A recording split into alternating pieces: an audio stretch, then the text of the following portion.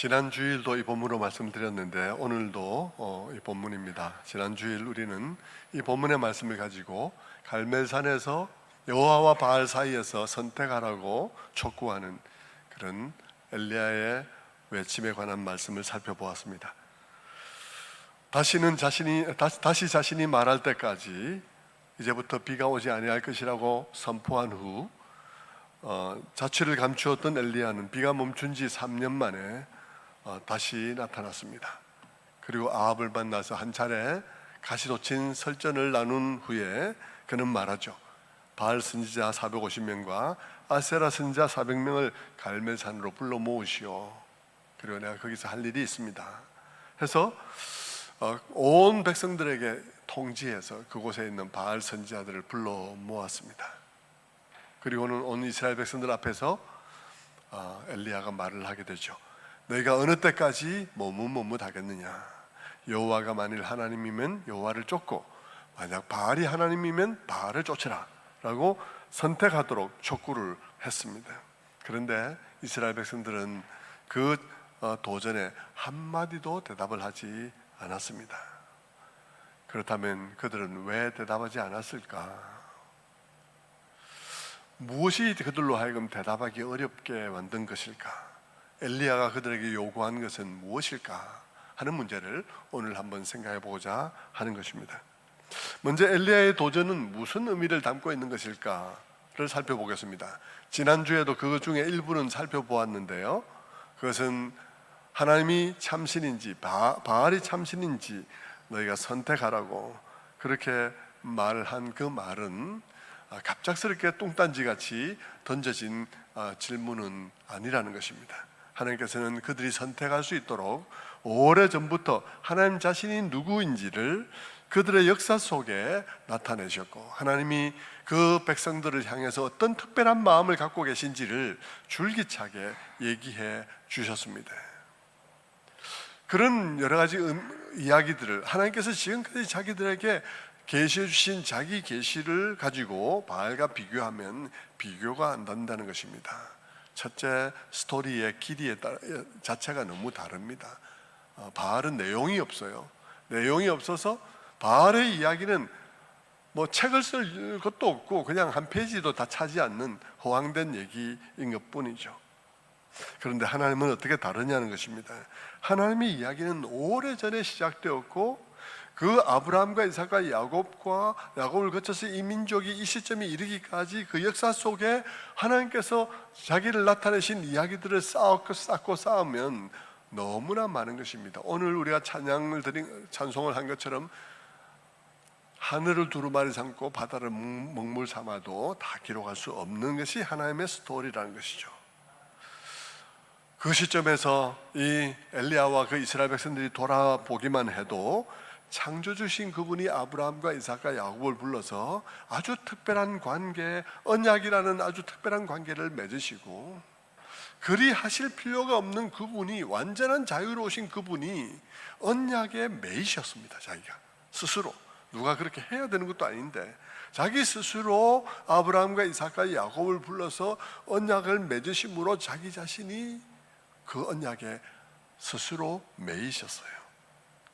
그리고는 자기의 온갖 신실하심으로, 선하심과 신실하심으로 자기의 그 약속이 다 이루어지게 하신 것입니다. 그 과정에서 그 약속의 당사자인 아브라함과 이삭과 야곱과 그 많은 사람들은 다 너무나 부도덕한 사람들로, 비열하고 부도덕하고 흠이 많은 사람들로 드러났지만, 하나님께서는 오직 자기 자신의 선하심과 인자하심으로, 신실하심으로 그 약속을 다 이루셨어요. 그리고 그 이루어지는 과정이 하나님 자신이 어떤 분이신지가 드러나는 과정이 되게 하셨습니다. 그분의 인자하심, 그분의 신실하심, 그분의 엄청난 지혜와 능력이 그 모든 과정을 곰곰이 묵상해 보면 다 드러나도록 하나님께서 하신 거예요. 그야말로 하늘을 두루마리 삼고 바다를 먹물 삼아도 다 기록할 수 없는 얘기가 된 것이죠. 그러니 그것에 대해서 한 페이지도 쓸 얘기가 없는 바알과 하늘을 두루마리 삼고 바다를 먹물 삼아도 다 기록할 수 없는 하나님의 스토리를 가진 그분과 어찌 비교가 되겠냐? 선택하라고 그렇게 도전을 하는 것이에요. 지난주는 그 정도 얘기를 드렸죠. 그래서 이 선택할 만한 충분한 근거를 그들에게 이미 제공했다는 사실을 말씀을 드렸습니다. 그런데 여러분, 그 정도만 하고 선택을 하라고 말을 했다고 넘어가면 제가 가만히 생각하니까 그 얘기는 마치 이렇게 들릴 것 같아요. 이 엘리야가 도전하며 선택하라고 하는 그 말이 마치 너 예수 믿을래 안 믿을래? 교회 다닐 거야 안 다닐 거야? 신앙생활 제대로 할 거야 안 할 거야? 그렇게 어정쩡하게 하지 말고 좀 제대로 확실하게 해봐. 주일 성수할 건데 안 할 건데, 공동체 기도 운동 참여할 거야 안 할 거야? 하는 식의 얘기같이 들릴 것 같은 생각이 들었어요. 문득 주중에. 그렇게 하면 여러분, 온 백성이 한마디도 대답하지 않은 이유가 잘 설명이 안 될 것 같습니다. 여러분, 공동체 기도 운동 참여하실 겁니까? 결단하십시오 하면 아멘 할 사람도 많거든요. 그런데 여기 아무도 대답을 안 했단 말입니다. 이건 무언가 엘리야가 그들에게 도전한 도전이 그들로 하여금 대답하기 굉장히 곤란한 상황을 만들어내는 것이라는 사실을 우리에게 말해주는 것이죠. 그리고는 그래서 우리는 그것이 뭔가 하는 것을 살펴보려는 것입니다. 여러분, 이 엘리야가 물은 그 말은 너 예수 믿을래 안 믿을래? 교회 다닐 거야 안 다닐 거야? 새벽기도 나올 거야 안 할 거야? 공동체 기도 운동 할 거야 안 할 거야? 하는 그런 종류의 말이 아닙니다. 오늘 본문을 그런 의미에서 앞을 잠깐 가서 18장 시작 부분을 이렇게 보면요, 3년 전에 엘리야는 내 말이 다시 있기 전에는 비가 오지 아니할 것이다 하고 말하고는 잠적했었는데, 그가 3년 만에 다시 나타나서 아합 왕과 이제 가시도 친 설전을 한 차례 하죠. 아합 왕은 엘리야를 길에서 만나자마자 말합니다. 이스라엘을 괴롭게 하는 자여, 이게 누구냐? 엘리야 아니냐? 이렇게 얘기를 하는 거죠. 이스라엘의 골칫거리라고, 너무 우리를 힘들게 하는 사람이라고 그렇게 엘리야를 말하니까 엘리야가 대답하죠. 무슨 소리 하냐고, 이 모든 괴로움은 당신과 당신의 아비 집 때문이라고. 당신과 당신의 아비가 여호와의 명령을 배반하고 바알을 쫓았기 때문에 이런 어려움이 온 것이라고 그렇게 되봤죠. 자, 그때 엘리야가 이 모든 어려움이 생긴 이유를 아합과 아합의 아버지 때문이라고 얘기를 했습니다. 그럼 아합의 아버지는 무슨 짓을 했는가? 아합은 또 무슨 일을 하고 있는가 하는 것을 살펴봐야 되겠죠. 아합의 아버지의 이름은 16장에 나오는 오므리라는 사람입니다. 오므리. 그 오므리라는 사람의 치적에 대해서 평가를 열왕기 사가는 어떻게 평가를 하냐 그러면, 열왕기 16장 25절 말씀에 이렇게 평가를 합니다. 오므리가 여호와 보시기에 악을 행하되 그 전에 모든 사람보다 더욱 악하게 행하여 느밧의 아들 여로보암의 모든 길로 행하였다. 그는 너무 악한 사람이어서 느밧의 아들 여로보암의 길로 행했다는 말로 열왕기 역사가가 평가를 하고 있습니다. 자, 그렇다면 이 오므리에 대해서 좀 더 알려면 여로보암이 무슨 짓을 했는지를 알아야 될 거 아니겠습니까? 여로보암이 누구냐 하는 것을 알아야 되는 거죠. 그래서 여러분이 성경을 자꾸 읽어야 되는 것입니다. 여로보암이 누구냐 그러면, 솔로몬이 죽은 후 이 이스라엘 12지파가 10지파와 2지파로 나뉘어서 하나는 북쪽 이스라엘, 하나는 남쪽 유다 왕국이 만들어지게 되는데, 이때 북쪽 이스라엘을 분리해서 나간 사람이 여로보암입니다. 물론 그 분리의 책임은 솔로몬의 아들 르호보암의 아주 정치적 감각이 없고 미련한 말들 때문에 생긴 문제이지만, 그러나 어쨌든 10지파를 떼어서 나가서 따로 나라를 만든 사람이 여로보암이에요. 근데 여로보암의 입장을 한번 생각해 보십시다. 그는 나라를 이렇게 딱 분리해서 북쪽에 왕국을 만들고 나서 보니까 가장 시급한 게 뭐겠습니까? 가장 시급한 게 나라를 유지하는 일이 굉장히 시급한데, 안정이 되는 일이 굉장히 중요한 거예요. 백성들의 마음이 안정되고, 그것이 정치적으로 안정되고 종교적으로 안정되고 하는 일이 굉장히 중요한데, 그들의 조건이 그렇지 못한 상황이었어요. 왜 그러냐 그러면요, 이스라엘 백성들은 이 12지파 모두 남쪽이든 북쪽이든 다 지금까지 오랜 동안 여호와를 믿는 신앙을 가지고 있었고, 지금까지 그들이 가지고 있었던 신앙은 하나님께서 명하신 바는 뭐냐 그러면 중앙 성소 제도를 유지를 해왔습니다. 그러니까 그들이 한 곳에 성전을 두고 그곳에 와서 예배를 드리는 방식으로 예배를 했는데, 그 성전이 어디 있냐 그러면 남왕국 유다 왕국의 수도 예루살렘의 성전이 있는 거예요. 그러니까 여러분, 어떤 상황이 벌어지겠습니까? 이 사람들이 절기만 되면 남왕국 예루살렘에 갔다 와야 되는 상황이 되는 것입니다. 자, 백성들의 마음을 하나로 모아서 우리끼리 잘해보자고 마음을 이렇게 모았는데, 온 백성들이 절기가 되면 또 남왕국에 내려가서 그 예루살렘에 갔다 오면 마음이 뒤숭숭하게 해가지고 마음이 안 모아지는 이런 상황이 되니까, 이건 종교적인 안정도 안 되고 정치적인 안정도 안 되는 이런 상황이 되게 된 것이죠. 사람들의 마음들이 끝없이 한번 갔다 올 때마다 끝없이 요동을 치는 것입니다. 그러다 보니까 여로보암의 생각에는 성전 문제가 해결돼야 되겠다고 생각을 하게 된 것이죠. 그래서 여로보암이 한 일이 뭐냐 그러면, 북왕국의 남단 도시인 베델과 제일 북쪽 끝인 단이라는 그 두 곳에다가 금송아지 신전을 만들었어요. 그 신전을 만들고 거기다 금송아지를 만들어 두고 그곳에서 예배하게 했습니다. 물론 그때 그는 말하기를 이것이 여호와를 섬기는 예배라고 말을 했겠죠. 그러나 여러분, 엄밀하게 말씀에 따라 예배하는 것이 아니라 그곳에 임의로 세워둔 금송아지를 임의의 장소에서 하나님이라 부름에 예배하는 그런 예배가 된 것입니다. 그리고는 그는 이 이상하게 변질된 예배를 하나의 종교로서 잘 성립해 가게 하기 위해서 제사장을 뽑아서 임명하고, 그리고 절기도 마음대로 만들었습니다. 물론 처음에는 그렇게 말했겠죠. 야, 변한 거는 형식과 장소뿐이야. 우리는 마음은 똑같아. 우리는 마음으로 똑같이 여호와 하나님을 섬기는데 이 장소와 이 형식으로 우리는 한다는 것뿐이야. 그렇게 생각하고 말했을 것입니다. 하지만 여러분도 짐작하듯이 말처럼 쉬운 게 아닙니다. 형식이 무너지고 나면, 형식은 내용을 담는 그릇인데요, 형식 자체가 가장 중요한 것은 아니지만 그래도 내용을 담는 그릇이고, 특별히 이스라엘 백성들에게 이 하나님께서 엄하게 명령한 모든 제도로 이루어진 그릇은 후대에 변질 없이 내용을 담아서 전달하기 위한 도구로서의 그런 모든 것인데, 그것이 그냥 엄밀성이 다 사라지고요, 편의성이 엄밀성을 잡아먹어버린 것입니다. 자, 우리는 저기가 내려가는 게 너무 불편해. 그리고 이 정치적으로도 너무 불편한 거야, 이거는. 그러니까 여기다 우리 마음대로 우리가 임의로 성전을 만들자. 그리고 여기다 우리가 금송아지 세워놓고 여기서 예배하면 될 거 아니야? 마음은 거기서 하나님을 예배한다고 처음에 생각할지 몰라도, 여러분, 모든 면에서 변질이 올 수밖에 없어요. 이거는 형식이 아니냐고 말할지 모르지만 형식이기 이전에 이미 마음의 변화가 일어난 것입니다.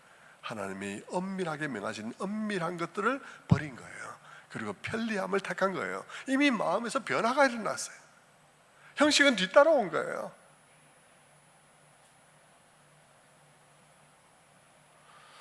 여러분, 엘리야가 아합 왕의 아버지 오므리를 비난하는 것은 그 바로 여로보암의 길을 따라서 갔다, 여로보암의 길에 충실하게 갔다는 것으로서 비난을 하고 있는 것입니다. 그리고는 그의 오므리의 아들 아합이 왕이 되었죠. 아합은 왕이 되고 난 다음에 그의 아버지 오므리를 저리 가라 하는 수준으로 더 나갔습니다. 그는 왕이 되자마자 그는 이웃나라 시돈 왕 엣바알의 딸 이세벨과 정략적인 결혼을 했습니다. 그리고 그 아내를 사랑한 나머지 아내가 하고자 하는 대로 다 했습니다. 그러니까 이세벨이 왕후가 되고 난 다음에 온 국토에 바알과 아세라의 신상들을 세우는 일이 일어나게 된 것이에요. 온 국토가 하나님의 백성들의 땅인 이 온 국토가 우상천지가 되는 일이 벌어진 것입니다. 그리고는 더 나아가서 이 왕비가 국고로 그 제사장들을 다 지원을 해주는 거예요. 먹고 살도록 다 해주는 것입니다. 그러니까 그 제사장들은 왕실의 보호를 받으면서 연금처럼 매달 지원되어지는 왕실의 돈으로 아무 걱정 없이 부족함 없이 살게 된 것입니다. 뭐 과mom이 오든지 말든지 나라가 안 망하면 먹고 사는 것은 문제가 없는 그런 상황이 된 것이죠. 그들은 그 시대에 정말 철밥통을 차고 있는 그런 성공한 사람들이었습니다. 먹고 사는데 걱정이 없어요. 사람들이 선망하는 직업을 가진 사람들이 되다 보니까 하나님의 백성이라고 하면서도 수많은 사람들은 그들이 부럽고 그들이 말하는 게 부럽고 그들이 막 스타가 된 거예요. 그것은 마치 오늘날 우리 그리스도인들이 하나님의 말씀보다는 드라마로부터 더 많은 것을 듣고 드라마가 하는 말에 영향을 받고 예능 프로그램에 나와서 연예인들이 하는 말과 행동에 더 많이 지배를 당하고 있는 것하고 비슷한 거예요. 연예인들을 너무 사람들이 막 사모하다 보니까 애들이 태어나자마자 막 나는 연예인 될 거라고 하고 막 그렇게 할 정도로 너무 그들을 갖다 스타로 만들고 막 그들을 부러워하고 하다 보니까 온 교회 안에 청년들과 청소년들이 다 연예인들의 말 한마디에 왔다 갔다 하는 이런 상황이 된 것하고 똑같은 상황이 벌어지게 된 거예요. 온 이스라엘이 다 이 바알과 아세라의 제사장들이 하는 말, 그들을 부러워하면서 그들이 하는 말에 좌우되게 된 것입니다. 북왕국은 이제 겉보기만 아브라함과 이삭과 야곱의 후손이지 실제 신앙적으로는 그들은 이방인과 다름이 없는 그런 상황이 된 것입니다. 성도 여러분, 그렇다면 그들이 바알을 믿는 것과 여호와 하나님을 믿는 것 너가 선택해라 라고 했는데 이 둘은 무슨 차이가 있는 걸까요? 단지 이것은 예배드리는 장소가 다르고 앞에 있는 신상이 있나 없나 이런 정도의 차이일까요?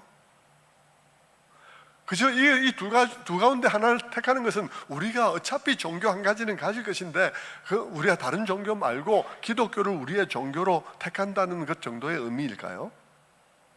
아닙니다, 여러분. 이 선택은 근본적으로 나의 모든 삶을 완전히 다르게 만드는 근본적인 선택이에요.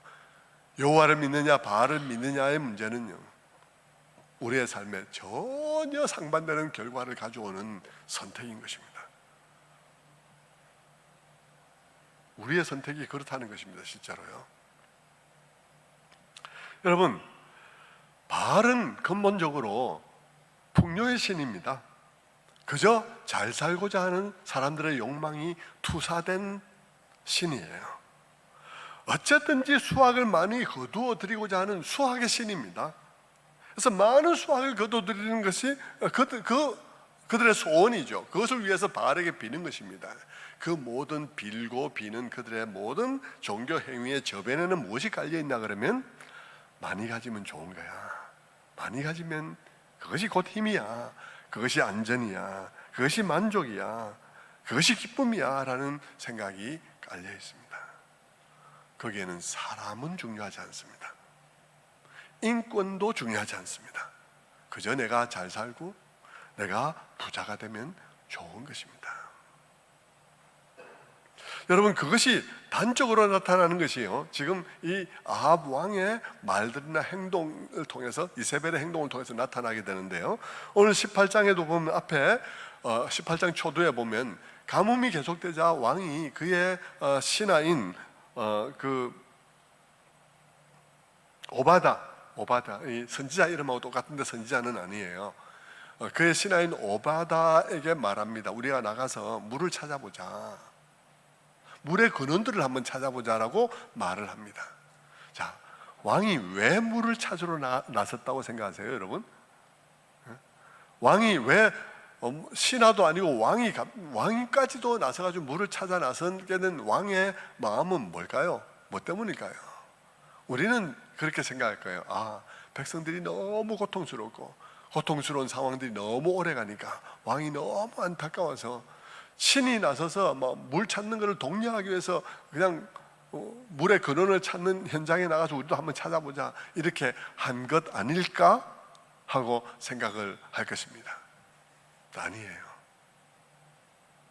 무엇 때문에 나섰나? 오늘 열왕기상 18장 5절 말씀에 이렇게 말합니다. 아합이 오바댜에게 이르되 이 땅의 모든 물 근원과 모든 내로 가자. 혹시 꼴을 얻으리라. 그리하면 말과 노새를 살리니 짐승을 다 잃지 않게 되리라. 그가 물을 찾아 나선 것은 정말 엉뚱하게도 국민을 위한 것이 아니었어요. 그가 물을 찾아 나선 것은 자기의 말과 노새를 위한 것이었습니다.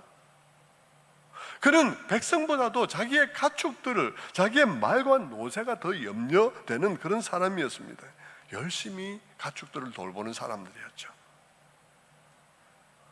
여러분, 말과 노새는 당시에 오늘날로 말하면 전쟁터에서의 전차와 같은 것입니다.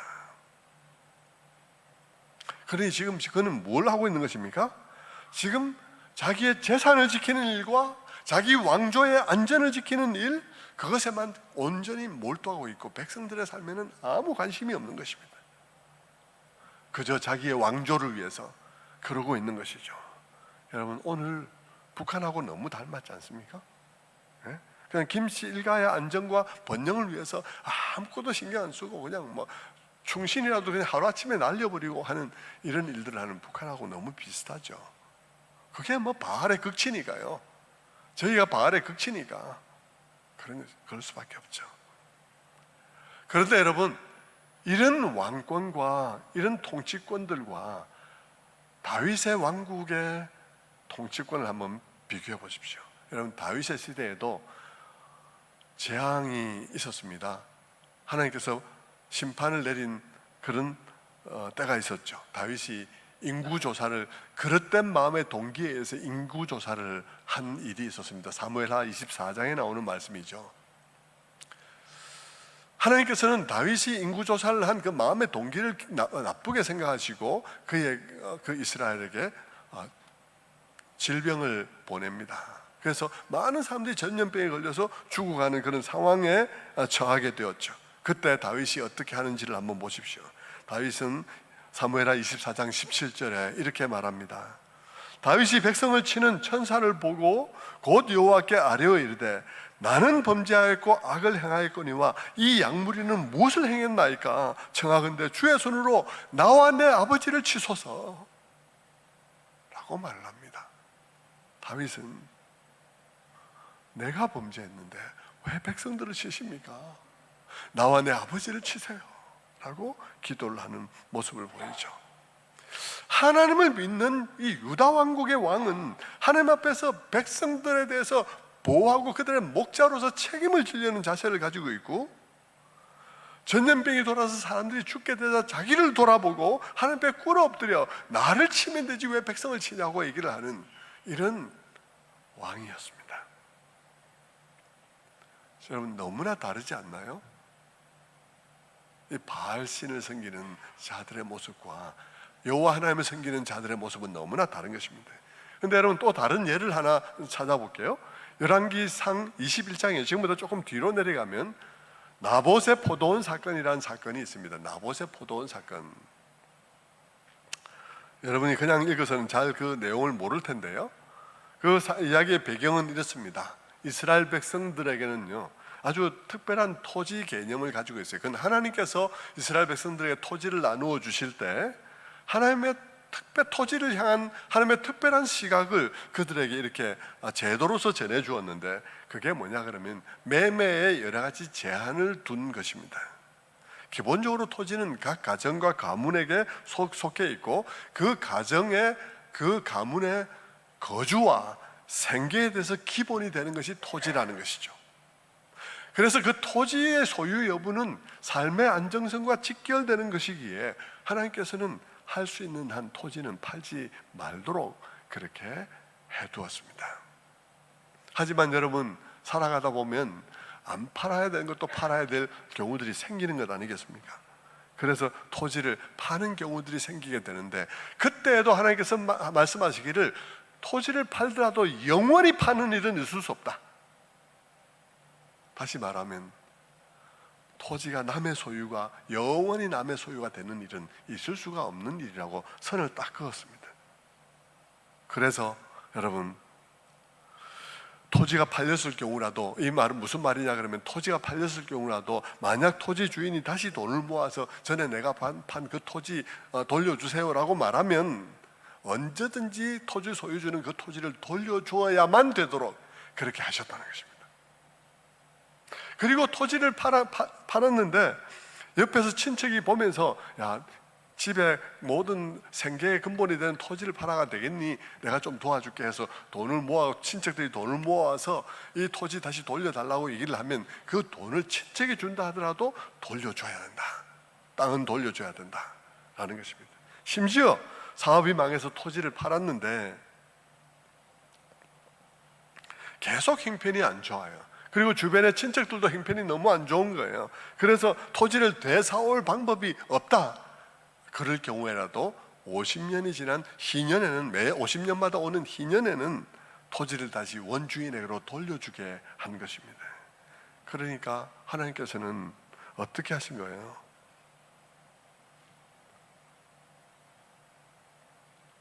하나님께서는 이것을 통해서 하나님의 말씀은 어떤 것이냐 하면 우리 모두가 살게 하는 말씀이라는 것을 보여주는 것입니다.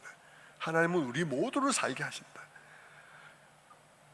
그 말씀은 우리 사회에 안정을 가져오고, 그 말씀은 사람들 간에 평화를 가져오고, 한 사회가 그 말씀을 받아들이면 그 사회가 안정되고, 그 구성원들은 혹 때때로 마음에 때때로 고생되는 그런 상황이 있을 수 있을지는 몰라도 영원히 절망하는 경우는 없게 되는 거예요. 사람들은 어리석은 결정이나 선택들로 인해서 몰락할 수도 있고 가난해질 수도 있지만, 그러나 그렇다고 해서 그 결정으로 인해서 영원히 불행해지는 일은 없게 하셨다는 말씀입니다. 그게 하나님의 개념이에요. 토지를 바라보고 있는 하나님의 개념입니다.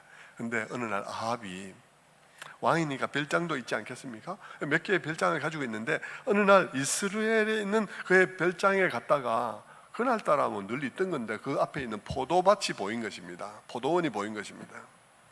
그 포도원을 보면서 아합이 궁시렁궁시렁 한마디 하는 것입니다. 이 토지를 사가지고 채소밭을 하면 참 좋겠는데 토지 주인을 한번 알아봐라. 이 토지 주인 이름이 나봇인 거예요. 그래서 나봇에게 거래를 제안하죠. 이 땅하고 내 땅하고 바꾸자. 그에게는 하나님의 법은 별로 중요하지 않아요. 그냥 자기가 원하면 하면 된다는 생각을 갖고 있는 거죠. 그런데 이 나봇이라는 땅 주인이 신앙이 좋은 사람이었어요. 그는 말하기를, 하나님의 뜻이 토지는 안 파는 게 기본 뜻이다. 기본적인 뜻이다. 그래서 나는 안 팔고 싶다. 더더군다나 이 땅은 포도원이다.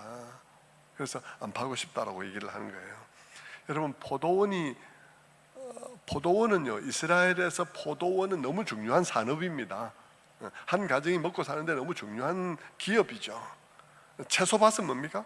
채소밭은 그렇지는 않죠. 채소밭은 그냥 취미로 무슨 식물들 기를 수도 있고, 거기서 나는 채소 가지고 약간 조금 먹을 수도 있고 그렇지만, 채소밭은 근본적으로 포도원하고는 다른 개념이죠.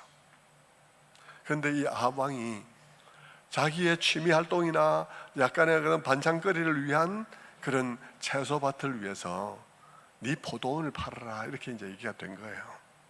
어쨌든 이 나봇이 안 판다고 했습니다. 안 판다고 했더니 아합이 그냥 마음이 상했죠.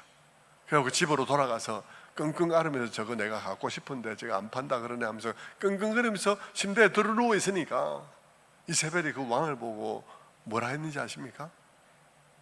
이세벨이 그 왕을 보고 하는 말이, 당신이 왕 맞소? 그것 하나도 마음대로 못하는 당신이 왕 맞냐고. 내한테 맡기시오. 내가 다 그 밭을 당신에게, 당신 거 되게 하겠소 라고 이세벨이 말을 합니다. 그리고는 이세벨이 어떻게 하냐 그러면, 사람을, 그 나봇이 사는 동네의 장로들에게 사람을 보내서 편지를 전달합니다. 편지는 뭐라 됐냐 그러면 나봇이라는 사람을 죽이기 바란다. 내가 두 사람의 깡패를 돈으로 사가지고 거짓 증언을 하게 할 테니까 이 두 깡패들의 두 명의 증인이 있어야 사형도 시킬 수 있으니까 두 명의 증인이 나서가지고 이 사람이 하나님을 모욕하고 저주했다고 말을 하게 할 테니까 이 두 사람의 증인을 근거로 해서 이 사람을 잡아 죽이라고 이렇게 명령을 전달하는 것입니다. 그리고는 깡패 두 명을 사서 그런 증언을 해요. 그래서 뭐 꼼짝없이 이 억울한 그런 상황을 맞아서 나봇은 그냥 당한 거죠. 죽임을 당하고 말았습니다. 그리고는 그 나봇의 포도원이 왕에게로 돌아가게 됩니다. 성도 여러분, 이것을 가만히 들여다보면 바알의 숭배자와 여호와의 숭배자는 너무나 다른 가치체계 속에서 살아간다는 사실을 알 수 있어요. 너무나 다른 가치관을 가지고 살아가는 것이죠. 바알 신앙은 이세벨의 말에서 잘 볼 수 있습니다. 이세벨의 생각에는 뭡니까? 바알 신앙은 힘 있으면 답니다. 힘 있으면 다예요. 힘 있는 사람은 마음대로 해도 됩니다. 왕이 이렇게 하면 채통 떨어지는 거예요. 바알 신앙 속에서 왕은 이러면 안 되는 거예요. 그냥 자기가 말했으면 그냥 해버리면 되는 거지. 상대방을 죽여서라도 왕의 권위를 지키고 그리고는 그것을 목적을 달성하면 되는 것입니다. 더 기가 막힌 게 뭡니까? 이세벨은 왕의 채소밭을 만들기 위해서 남의 포도원을 뺏었습니다. 여러분, 이게 아무것도 아닌 게 아니고 이게 바알의 정신인 것입니다. 이에 비해 여호와 하나님을 믿는 신앙인은 어떻게 다릅니까? 여호와 하나님을 믿는 신앙인은 왕이라도 하나님의 법을 지켜야 되는 거예요. 아무리 그냥 음모를 꾸며서 증인 두 사람을 세워서 그 사람을 죽였다 하더라도 깜짝같이 완벽하게 죽였다 하더라도 선지자가 나타나요. 엘리야가 와가지고 너희가 이런 짓을 저질렀다고 통렬하게 비난하면서 이세벨이 죽고 개들이 그 피를 핥게 될 것이라고 저주를 선언합니다. 여러분, 그게 여호와 하나님을 믿는 신앙인들이 갖고 있는 관념입니다. 여러분, 오늘날 바알을 믿을 것인가 하나님을 믿을 것인가를 선택하라 그랬는데 바알을 믿느냐 여호와를 믿느냐는 이 문제는 단지 그냥 어떤 종류의 종교 시설에 가서 예배를 드리느냐, 너 어떤 종교 가질래, 이런 정도의 얘기가 아니라는 것입니다. 그것은 그 사람의 삶의 목표와 삶의 가치와 윤리와 모든 것이 총체적으로 어디에 속할 것이냐를 결정하라는 말인 것입니다. 바알은 탐욕의 종교예요. 자신의 번영과 자신의 목적 달성이 제일 중요해요. 거기에는 돈만 있고 사람은 없습니다.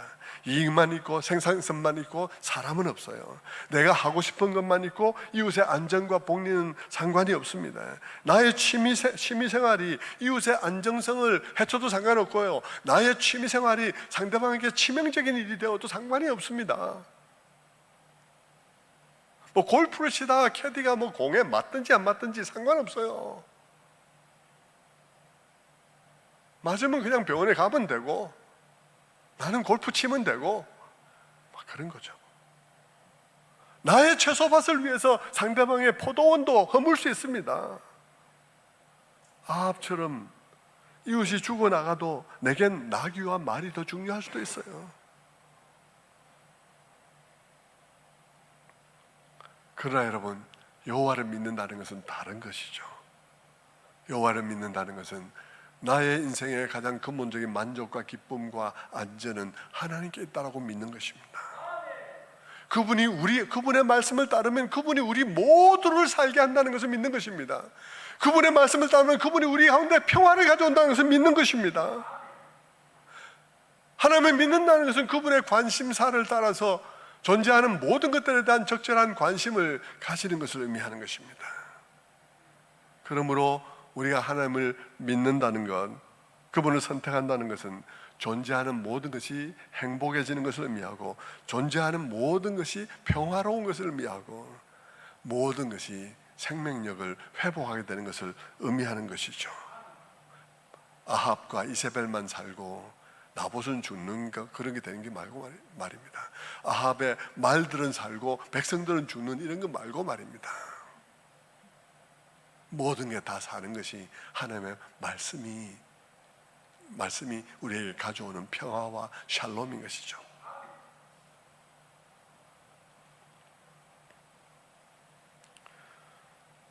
아합처럼 가끔 가는 별장 앞에 채소밭을 위해서 남의 포도밭이 훼손되어도 되는 것이 아닌 것입니다.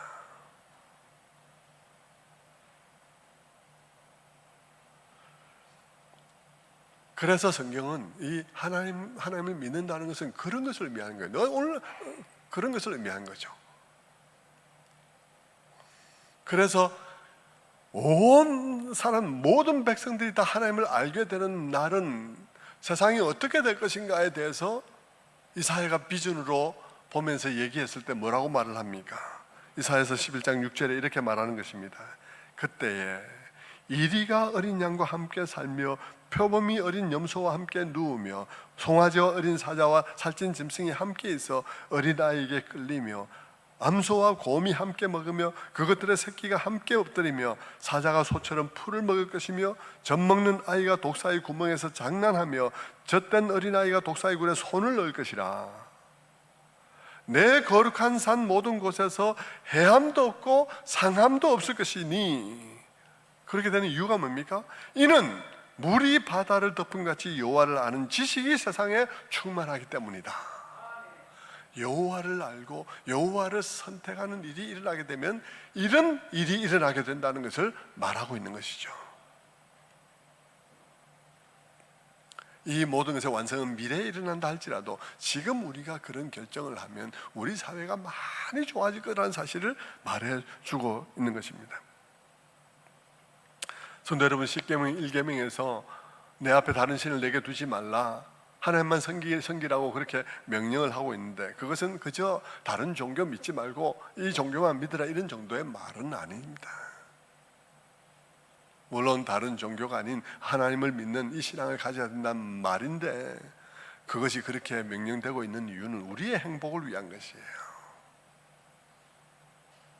하나님만이 우리 사회를 안정되게 하고, 하나님만이 우리 사회 속에 평화가 있게 하고, 하나님만이 우리 모두를 회복하게 하고 생명 있게 한다는 사실을 인정하라는 것입니다. 그분만이 다스려야 된다는 것입니다.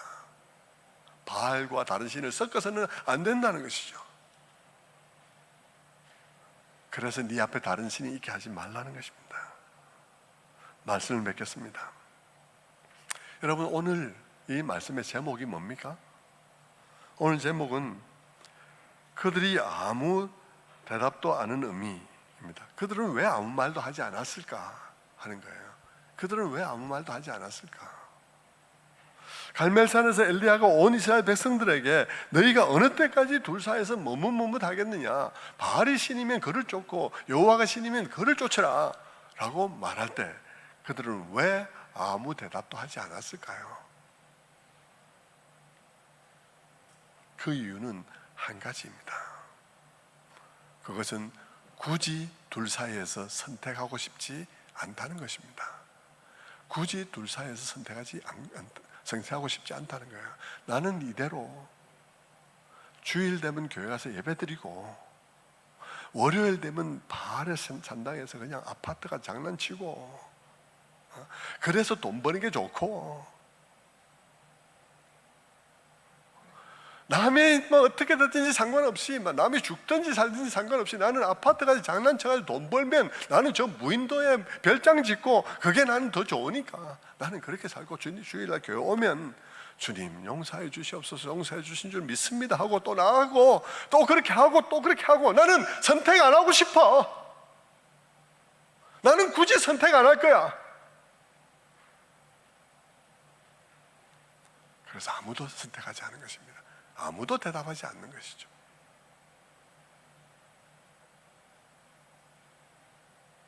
성도 여러분,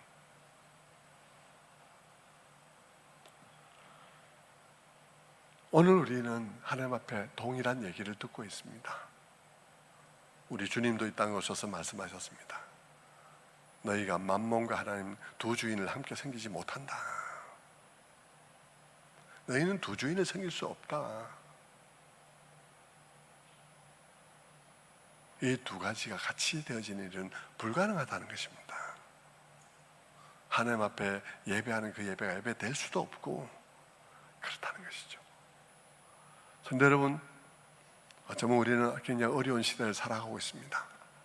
그들이 대답하지 못했던 것은요, 우리 시대를 살아가면서 우리가 이런 모든 상황들 속에서 나도 그렇게 하고 싶어, 나 그냥 그렇게 살 거야, 나 이게 너무 교회에서 이런 설교하면 나 싫어, 나 딴 교회 갈 거야, 이런 마음이 우리에 너무 많은 거죠. 목사님 다음 주에도 이런 설교하면 한번 보십시오. 네, 다음 주에 오는가? 이런 마음들이 우리의 마음속에 있는 거죠. 그러니까 사람들이 대답을 안 하는 거죠. 굳이 둘 사이에서 선택하지 않으려 하는 것입니다. 어떻게 하면 우리가 그 가운데서 힘을 얻을 수 있을까? 다음 시간에 살펴보도록 하겠습니다. 네. 아무튼 여러분, 우리가 이 시간 기억해야 될 것은 하나님께서 이 둘 사이에서 머뭇거리면 하냐 할 때 이스라엘 백성들이 아무 대답을 하지 않았던 것은 오늘 우리에게도 여전히 동일한 상황이라는 사실을 우리가 기억해야 하는 것이죠. 하나님께서 우리에게 힘을 주시기를 바랍니다. 한 걸음이라도 우리가 더 세상에서 빛이 되어지고 다른 메시지를 내는 그런 우리 공동체가 될 수 있도록 우리 다음 시간에 또 하나님께서 은혜 주시기를 바랍니다. 기도하겠습니다.